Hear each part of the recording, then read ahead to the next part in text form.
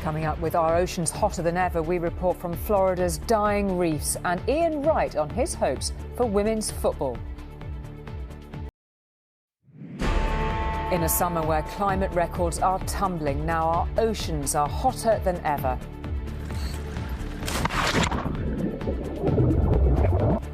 Following marine biologist, Robert brings us a shocking eyewitness report from the Florida coral reef, where the water is now 31 degrees, where a fragile ecosystem is dying, and where the scientists are horrified.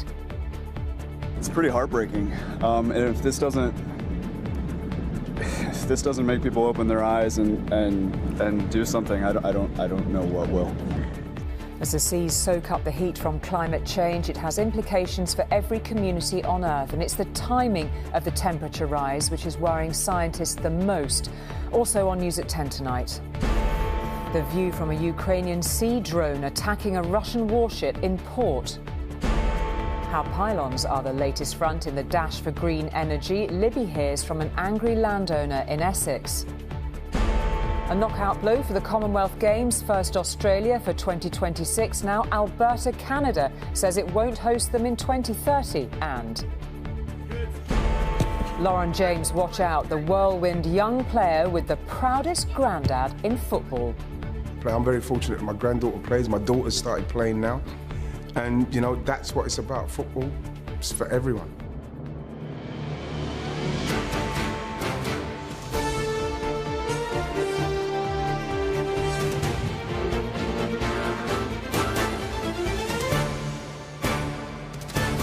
This is ITV News at 10 with Julie Etchingham.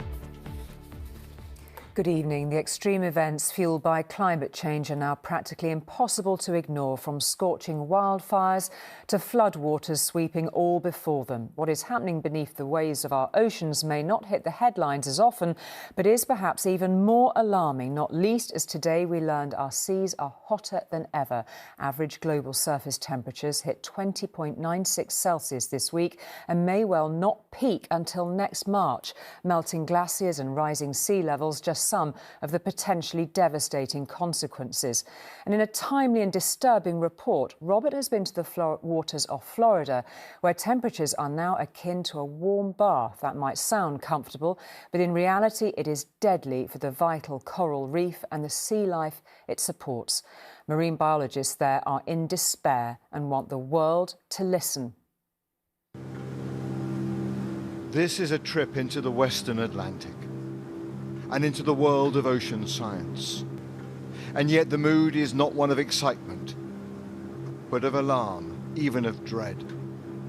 Ian Enox is a marine biologist who has been studying the coral reefs out here for over a decade, and he fears the worst.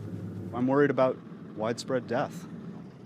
We anchor a few miles east of the Florida Keys, in an area known as Chica Rocks, perhaps the most meticulously monitored reef anywhere in the world. What is that? And even the most cursory visual inspection from the boat suggests something ominous has happened since Ian's last visit. Look at this. This is every single coral here is bleached white. This is worse than I thought it was going to be. Am I clear? Yes? Yes.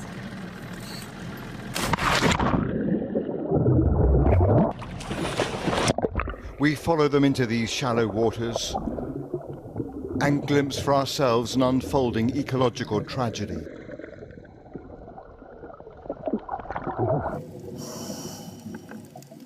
The rich colours of the reef have turned a ghostly white.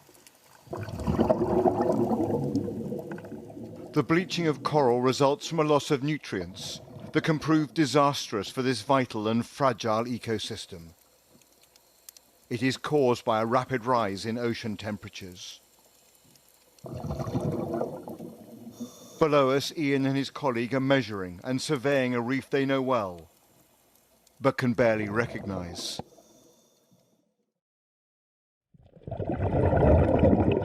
In contrast, this is what the Florida Keys reef system looked like until recently: healthy and sustaining marine life. Today, the last of that colour has vanished. And for the scientists, This is about more than data. It is personal. Your first reaction? It's way worse than I expected. I don't see a single coral that's not affected by bleaching. I'm seeing mortality of soft corals already. It's pretty heartbreaking. And if this doesn't make people open their eyes and do something, I don't know what will. This is a site I've been coming to for years. This is a site that's been here for, these corals are hundreds of years old. And for the oceanographer who sees the slow death of the reef through his camera lens, it is like being plunged into a monochrome world. Usually lots of colors and vibrant yellows and browns and purples and just all white right now. It's just not a single color, just a single monotone. Everywhere you look, just turn around and 360 spins and just white. And this will now spread out from here and across the Caribbean. A quarter of all marine life depends on coral reefs that are now in distress and dying. It's a remarkably warm 31 degrees Celsius in this ocean. That is the temperature of a warm bath. And it raises one of the most contested issues in all of climate science. Have we reached the point of no return? For marine biologists, that is a question they are grappling with every day, and they are clinging to hope. Is it too late? No, I don't think it's too late. I think we need to start changing how we approach these ecosystems. I think we need to start restoring that at a greater scale. I think we need to accelerate the science and understanding how we can get these corals to naturally adapt and be able to deal with these temperatures. I think that we need to be, obviously dealing with our carbon footprint, acting globally. This is so much more than just a habitat. It is nature's warning signal. And one that marine scientists say we ignore at our peril. Robert Moore, News at 10, off the Florida Keys. Warning signal indeed, and there is more from Robert, including his personal reflection on his dive on our website. That's at itv.com/news.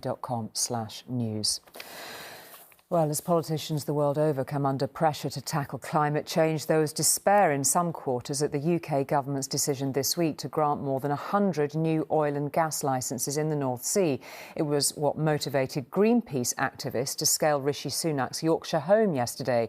5 protesters arrested over the stunt have since been bailed, while the government has also acted. The Environment Secretary has ordered her department to cut contacts with Greenpeace, cancelling all planned engagements and discussions. Anushka's here to talk us through that. I mean, apart from stopping the drilling, the absolute opposite of presumably what the protesters wanted. Yeah, well, in terms of the Environment Secretary cutting off ties, Greenpeace say this is what's been happening anyway. Over the past 3 years, the government has been cutting ties with civil society groups. But they also say they've had a long history of constructive relations with government. So, yeah, I think this is quite disappointing. And I think inside Greenpeace, there is some soul-searching going on, conversations about whether they went too far with this particular protest. I mean, they would say they've been doing direct action for donkey's years and they've actually targeted politicians' homes before. But, you know, this is all about a balance. They want to get attention, yes, but if the attention is so negative, are they actually getting the message across? I mean, on that, they would say there have been headlines all over the world, including in the New York Times yesterday, about what they want to talk about. We're talking about it as well. That's Rishi Sunak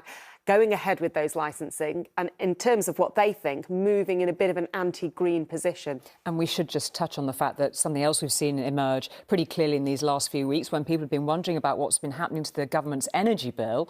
Big divisions within the party on the issue. Yeah, exactly. So the energy bill is looking at measures we can take to make us more energy secure. And if you look at it, I think it really shows you how there are divisions on all of this inside the Conservative Party. It's going to be debated when they come back after the summer, but there are amendments that have gone down there from both sides. Those who are quite anti spending money on net zero, they want a new duty for the Secretary of State to ensure that all measures minimise costs on businesses and on households. But then the Conservative Environment Network is very, very active as well. And there are loads of amendments going down on their side. For example, they want to get rid of the pavement tax that charges extra VAT if you charge an electric vehicle on the road. They want subsidies for cleaner aviation fuel. And also, I think this is going to be the big one. They want the government to act to lift a de facto ban on onshore wind. And that is one that I think we really need to look out for when Parliament comes back. OK, Anushka, thank you very much indeed. Now, in Ukraine, the counter-offensive may not be having the dramatic impact some in the West had hoped, but Kyiv does appear to be deploying some bold new tactics, increasingly using drones to strike inside Russian territory. In the latest such incident, Ukraine says a Russian warship was damaged in an attack by a sea drone. In fact, several recent strikes have been credited to sea-borne drones. Last month, Russia claimed it destroyed 2 underwater drones in an attack on the key naval port of Sevastopol. Sea drones were also reported to have been used in the recent attack on the Kerch Bridge in Crimea. Now, the latest attack on Russia was aimed at its naval base near the Black Sea port of Novorossiysk, a major hub for Russian exports. Under cover of darkness, a Ukrainian naval drone heads towards a Russian warship in the Black Sea port of Novorossiysk. Packed with 450 kilograms of dynamite, these are its final seconds before it explodes on contact. Daylight showed the Russian landing vessel Olenigorsky Gornyak as it was towed back to harbour. The impact of the explosion on the vessel, designed to launch amphibious Russian forces close to shore, was clear as it listed in the water. I think we'll see a lot more of these in the future. Might see some semi-submersible versions. These are the kinds of vessels that the drug smugglers use, because they're semi-submersed. They are very difficult to see. One of the newest pieces of Ukraine's arsenal is lowered into the water. Work on naval drone technology continues, with Ukraine making little effort to hide its advances to the watching world. One Russian website released this picture of what it said was a Ukrainian sea drone. Experts say it's lightweight and guided by cameras and GPS. Packed with explosives, a detonator on the front acts like a torpedo, triggering an explosion on impact. As President Putin met his Security Council, defense officials claimed Russia had repelled a Ukrainian attack on its naval base, making no mention of any damage incurred. Brazen attacks like this are becoming more commonplace. This was the aftermath of a strike 2 weeks ago, widely believed to have been carried out by a Ukrainian naval drone on the Kerch Bridge between Russia and occupied Crimea. Last night's attack shows Ukraine's growing confidence in a weapon that's getting results. Neil Connery, News at 10. Well, the war in Ukraine has certainly not gone as Vladimir Putin wanted, but to anyone thinking of speaking out against him, there was a clear warning today. Alexei Navalny, the Russian president's fiercest critic, has been jailed for another 19 years. The opposition leader has been behind bars since he returned to the country in 2021 following a suspected poisoning. Already serving a 9-year sentence, he's now been convicted on charges of extremism after a trial at a remote prison. Navalny's allies say it's a clear attempt by the Kremlin to silence opponents. Now, it was just 24 hours ago, of course, that Donald Trump was heading home from a Washington courthouse where he denied conspiring to overturn the 2020 election result. Tonight, he's heading back out on the campaign trail, bidding to strengthen his grip on the Republican nomination for president. The overlap between his run for the White House and legal battles is likely to be something Mr. Trump has to get used to navigating. Dan was following events last night and joins me from Washington. So no let-up for Donald Trump, straight from the courtroom back onto the campaign trail. Yeah, that's right. I mean, if you thought this was going to temper his campaign in any way, well, think again. Tonight he's speaking at this Republican Party summer dinner. We don't know exactly what he's going to say, but certainly all of the senators and congressmen from Alabama have already thrown their weight behind his candidacy for the Republican nomination. And you get a flavour of the kind of thing he's going to say through his social media posts, which he's been putting up almost every hour since appearing in court, including a pretty aggressive attack ad that's just gone up, going after the very prosecutor who brought him to court, Jack Smith, as well as some of the people involved in the other cases. Pretty vitriolic stuff and pretty incendiary as well. But he's also put a post up saying he thinks that the Supreme Court should now intercede in these cases, effectively kick them out. Now, can you imagine the constitutional crisis that would occur if that were to happen, bearing in mind that the Supreme Court has an inbuilt majority for the Conservatives, for the Republicans, of 6-3. Three of those Conservative judges were appointed by Donald Trump himself. And if you thought you'd had enough of all this and you're hoping it's all going to go away, well, I'm sorry, Julie, bad news for you this Friday. There's speculation that next week, perhaps, we may get yet another indictment, a fourth indictment in Georgia, in Fulton County, in Atlanta, all again relating to his attempts to interfere with the results of the 2020 election. OK, Dan, thank you very much indeed.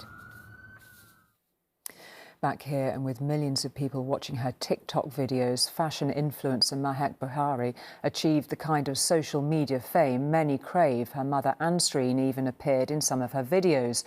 Tonight, both are facing lengthy prison sentences after being convicted of murdering two men during a high-speed car chase. They were ambushed after one threatened to reveal an affair he'd had with Ansreen. The victims' families said they had been shattered by the loss. She was, in every sense, a social media star. Mahek Buhari, often joined by her mother Ansreen, enjoyed huge fame on TikTok. Her videos watched millions of times. But today, the pair from Stoke-on-Trent, along with 5 others, have been convicted of killing 2 men. At the centre of the story was an affair. Mahek's mother Ansreen, a married woman in her 40s, had been secretly dating this man, Saqib Hussain, who was just 18 when they met. After Ansreen decided to end the relationship, Hussain threatened to tell her husband, as well as leak sexually explicit photos of her. Desperate to avoid that, Ansreen and Mahek arranged a meeting at this supermarket car park.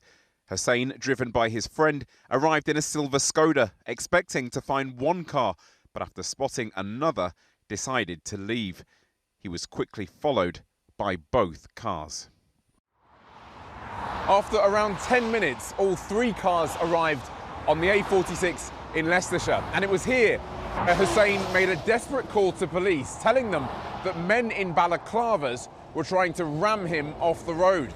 He told the operator, "They're trying to kill me, I'm going to die." That was followed by a scream and then silence. The silver Skoda was later found in 2 pieces. Both Hussain and his friend Hashim Ijazuddin, who'd only agreed to offer a lift that day, died instantly. It's come zooming down. Later, in police custody, Mahek Buhari told officers she had been the victim of road rage. This silver car's come and cut into the middle, so we're basically all 3 cars very close. I braked and I said to my mum, "What is this car trying to do?" But the jury have now seen through her lies, convicting her, her mother and the 2 drivers of double murder, as well as 3 others to 2 counts of manslaughter. It has been extremely painful for all of our family in losing Hashim at such a young age, but also in the circumstances in which we lost him. We will always be extremely proud of our son, Mohammed Hashim Ijazuddin. Whatever he would have done in life, we're certain that he would have excelled in it. A double act to the end, but it's violence, not videos, which this mother and daughter are now famous for. Pablo Taylor, News at 10. Controversial influencer Andrew Tate has been freed from house arrest in Romania pending his trial on rape and human trafficking charges. Tate, who is known for expressing misogynistic views online, was arrested along with his brother Tristan in March. They both deny the charges against them. The brothers are banned from leaving Romania. must stay in Bucharest and the surrounding area. Speaking today, Andrew Tate said he had done nothing wrong and was sure that he will be exonerated. A man who murdered his 10-month-old stepson has been jailed for life. In December 2020, Jacob Crouch was found dead in his cot at the family home in Linton in Derbyshire. He had 39 rib fractures and died from an infection caused by a traumatic bowel injury. Craig Crouch carried out the vicious fatal assault, having previously subjected Jacob to 6 months of physical and mental abuse. He'll spend at least 28 years in prison. He was a small baby who had not yet learned to walk or talk. Jacob's mother, Gemma Barton, was jailed for 10 years for causing or allowing his death and child cruelty.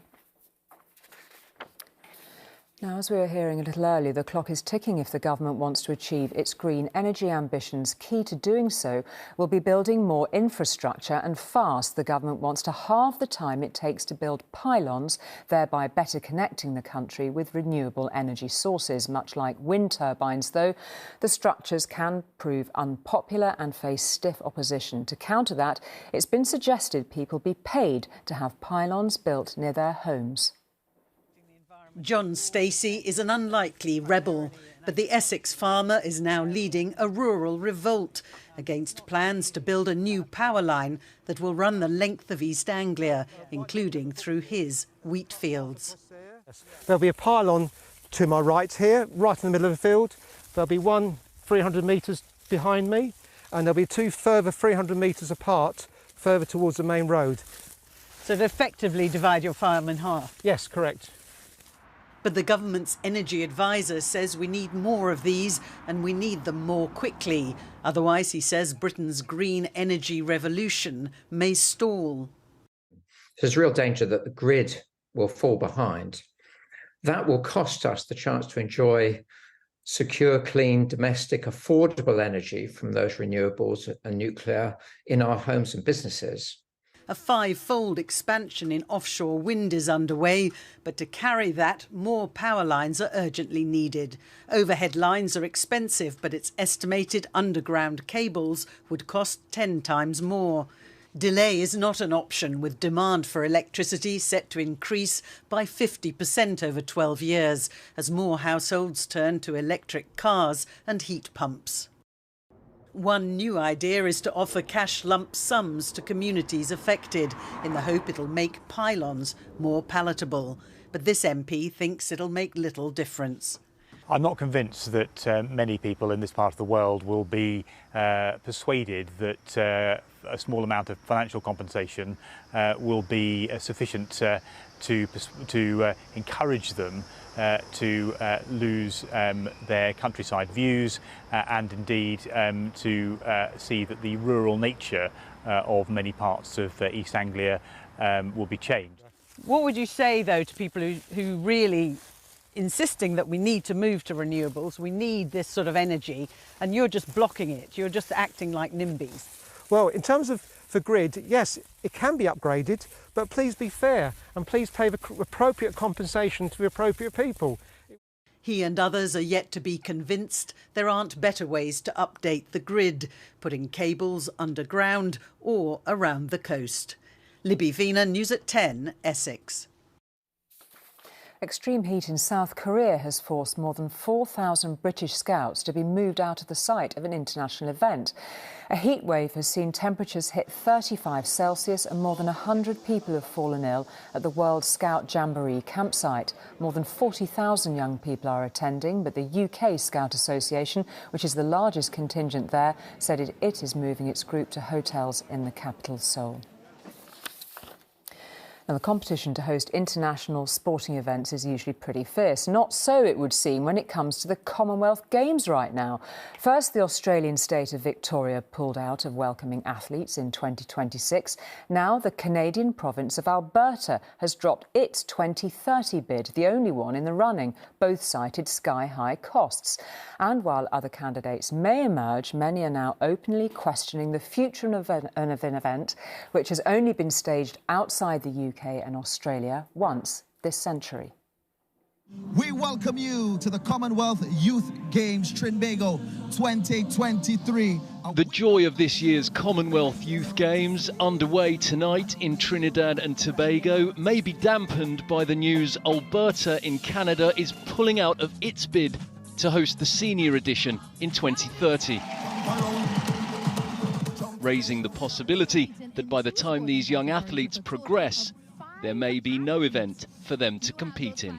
We can't lose the Commonwealth Games. It was my first ever championship, and it literally just catapulted me. The year after I went to the Worlds, the year after was the Olympics, and it was really just opening that gateway of opportunity. Despite the energy at Trinbago 23, interest in hosting the Commonwealth Games has been fading.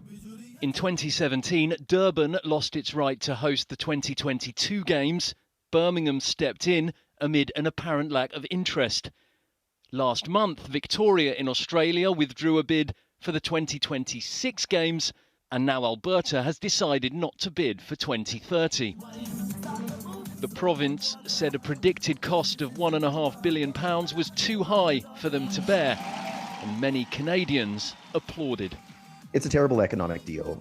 Hosting large-scale events like the Olympics, like the Commonwealth Games, they're not moneymakers. So I think that taxpayers are often told that this will make oodles of money for us, and it really never does. Whilst the organisers of Birmingham 2022 might dispute that, they would certainly point out that the Games is one of the only places smaller nations can test themselves against much larger rivals.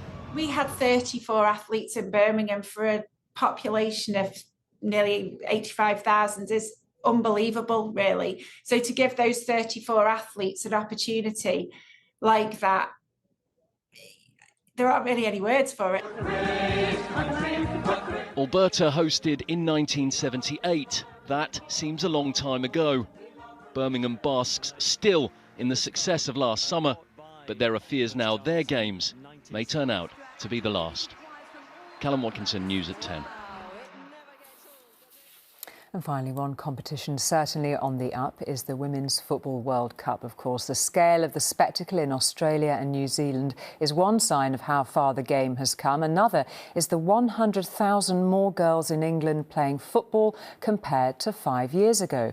For former England striker Ian Wright, a long-time supporter of the women's game, it's just the start. As he prepares to cheer on the Lionesses in their first knockout game, he told us about the change needed to help future stars, including perhaps his own granddaughter, to shine. The group stages are over, and as far as footballing drama goes, the Women's World Cup has already delivered. Fans have witnessed early exits from favourites and underdogs triumph, and the Lionesses' last performance was really worth celebrating. Come on, England! For pundits like Ian Wright, it's been thrilling, but he's angry about the battles for funding teams have faced. Why do all of these girls, these women, have to fight so hard for their monies? Why do they have to? Why is it that women can't just go and play, get paid, and go about their business? And our last win against China was very, very impressive. So I'm really pleased with the way that they've been able to slip themselves into a great performance, because they're going to need it. You know, going up against the Nigeria side, very technical, very physical. I'm pleased that they've hit that form at the perfect time. I don't see many female coaches. The pundit has long been a vocal supporter of the women's game and is also working on a project to train up the coaches of the future. The lost generation of women who may feel like it's gone for them, but now there's an opportunity they could come back and coach now. You want them to come back in the game, because when you look at the FA and the coaches that do qualify, it's only 5% of them are women. So you want to try and get more women coaches into the game for the girls, because there's hundreds of thousands of girls. And obviously with the Euros and what's happening now, it's going to go again, you know, the influx of girls that want to play. And we want to make sure that there's coaches there to help to service them. Yeah. Open up. Good. You might say he's got skin in the game. His granddaughter is already working on her future football career. 9-year-old Rafaela Wright-Phillips is amassing fans of her own with videos of her fancy footwork. She used to sleep with her football. We had an inkling that when she was younger she'd probably like should like to play football, and everybody should have the opportunity to play. I'm very fortunate that my granddaughter plays, my daughter started playing now, and you know, that's what it's about. Football is for everyone. These players are now favourites to take the World Cup title. They're 4 wins away from making history for a second summer in a row. Carrie Davis, News at 10. That little player, though, wow, that is it from all of us here tonight. Good night, have a lovely weekend.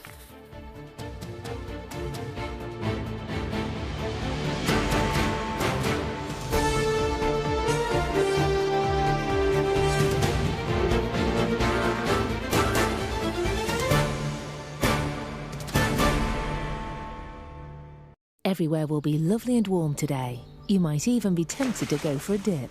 Heinz Seriously Good Mayonnaise sponsors ITV National Weather. Good evening to you. Little let up in our weather as we slide into the weekend. Staying very windy out there. Several hours of steady, at times heavy rain to come, and staying disappointingly cool for August. Storm Anthony has been named by the Met Office. Unseasonably strong gusty winds to come in the next 24 hours, damaging gusts across southern locations of England and Wales as we head into the first stages of Saturday and beyond.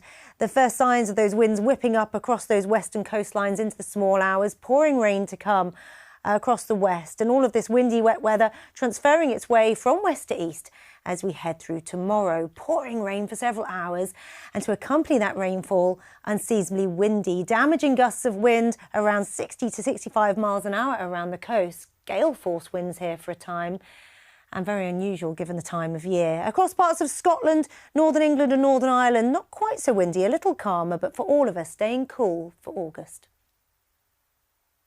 Heinz Seriously Good Mayonnaise sponsors ITV National Weather.